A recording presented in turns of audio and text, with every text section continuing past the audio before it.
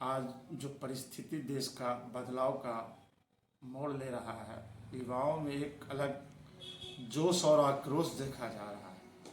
हमारे देश में कुछ लोग सांस्कृतिक विरासत को भी डुबाने के लिए है और युवाओं को गलत रास्ता के ओर भटकाने के लिए, क्योंकि हमारे देश में एक बहुत बड़ा फौज बेरोजगारी का है और हमारे राजनेताएं मैनिफेस्टो में लिखते हैं कुछ और होता है कुछ। इससे क्षुब्ध होकर सभी राजनीतिक दल एक ही तरह के हैं। मैनिफेस्टो में अच्छे अच्छे बात लिखते हैं, चुनाव आता है तो विकास के वादों का बाढ़ लग जाता है देश में। लगता है सच में इस बार विकास हो जाएगा। क्या होता है, युवाओं को वही हाल होता है, चुनाव खत्म, विकास की बातें खत्म, फिर अपना 5 साल पूरा किया, फिर विकास की फुलझड़ियाँ बांटना शुरू कर देता है।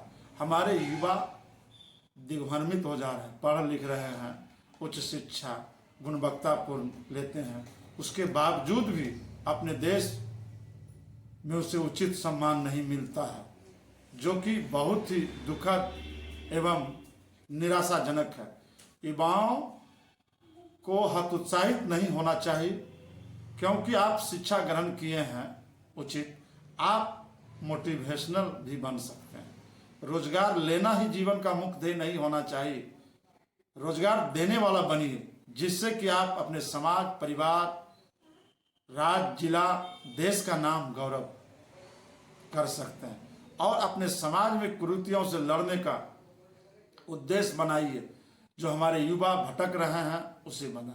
राजनीतिक परिवेश में आज जो है जातिवाद, धर्म के लिए, मजहब को आपस में बैर सिखाने वाली जो मैनिफेस्टो फेसबुक पर, व्हाट्सएप पर, इंस्टाग्राम पर समाज तोड़ने जोड़ने की जो हो रहा है, यह बहुत ही घृण्य है। जब तक आप किसी सच्चाई को जाने नहीं, समझे नहीं, तब तक उस पर बात विवाद डिबेट ना करें, क्योंकि आपके डिबेट करने से कुछ लोग सीधे साधे भोले भाले इंसान दिग्भ्रमित हो जाते हैं और आपस में प्रेम टूट जाता है। सच को समझें, देर हो लेकिन सच समझकर बोलें, क्योंकि आपका एक आवाज देश के युवाओं और जनता के बीच में जो जाता है वह एक जनसैलाब का भी रूप ले लेता है और उसे राज्य सरकार और केंद्र सरकार को संभालना बड़ी मुश्किल हो जाता है। इसलिए सरकार और राजनेताओं से मैं आग्रह करता हूं कि